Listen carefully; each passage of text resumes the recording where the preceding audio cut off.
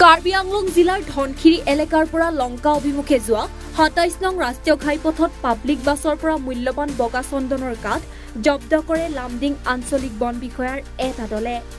ঘটনা সন্দৰ্ভত আটক এজনক ধৃত লংকাৰ সুবিনয় দাস বুলি জানিবলৈ দিয়ে। সূত্ৰ অনুসৰি কাৰ্বি আংলং সুৰক্ষিত বনাঞ্চলৰ পৰা অবৈধভাৱে বগা চন্দন কাঠ কাটি এখন জিলাৰ পৰা আন জিলালৈ সৰবৰাহ বেহা চলাই আছিল সুবিনয় দাসে। জব্দকৃত বগা চন্দনৰ বজাৰ মূল্য কেইবা লক্ষাধিক টকাৰ বুলি জানিবলৈ দিয়ে আঞ্চলিক বন বিষয়াই। এটো আমাৰ গোপন সূত্ৰ আমাৰ আছিলে, এটো ইনফৰমেশ্যন আছিলে যে ডিফুৰ পৰা এখন গাড়ীত মানে অবৈধভাৱে কিছু চন্দন কাঠৰ টুকুৰা লৈ আহিছে বুলি আমাৰ ইনফৰমেশ্যন আছিলে। তাৰপিছত আমি যে সেই খবৰটো পোৱাৰ পাছত আমি বৰলাং ফাৰ্ম ভিতৰ ওচৰতে আমি খাপ পিটি আছিলোঁ। আমি গাড়ীখন যেতিয়া আহে তেতিয়া আমি গাড়ীখন তালাচী চলাওঁতে বাই বাছ। গতিকে যেতিয়া আমি তাত তালাচী চলাওঁ তেতিয়া এই দুটা মোনাত মানে তেওঁ টুকুৰা কৰি পেলাই চন্দন কাঠ লৈ আহিছিলে। আৰু এইটো তেওঁক যেতিয়া সোধা পোছা কৰা হয়, যিজন মানুহে লৈ আহিছিল তেওঁ সোধা পোছা কৰাত তেওঁ কাৰ্বি আংলঙৰ ডিফুৰ ধনচিৰিৰ পৰা অনা বুলি স্বীকাৰ কৰে। মানুহজনৰ নামটো হৈছে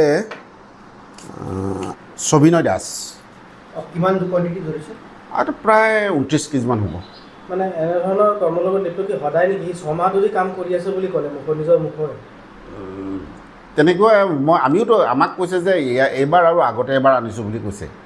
কিন্তু এতিয়া তেওঁ এইটো চাগে আগে পিছে তেওঁ চাগে আনে যতটো সম্ভৱ। আৰু কিন্তু তেওঁ তাত কোনো প্ৰপাৰ ডকুমেণ্টছ নাই। ডকুমেণ্ট নোহোৱাকৈ মালখিনি লৈ গৈছিল উইদাউট ডকুমেণ্টছ। ক'ত লৈ গৈছিলে মালখিনি?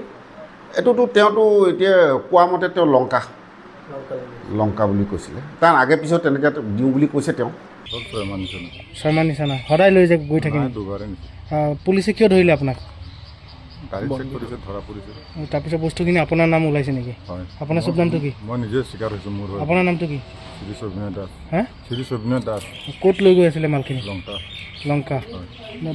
পুলিচ সূত্ৰ মতে আপুনি খেৰণি ফালে লৈ গৈ আছিলে নেকি? লংকা হৈয়ে যাওঁ, ঘৰটো খেৰণি মোৰ। খেৰণি কিমান দিন ধৰি কৰি আছে এইখন? ৬ মাহমান হৈছে। ৬ মাহমান হৈছে। দুবাৰ লৈ গৈছে। আৰু কোন আছে আপোনাৰ লগত এই ধৰণৰ? নাই কোনো। মোৰ লগত নাই। Bureau' report, any Bharat 24।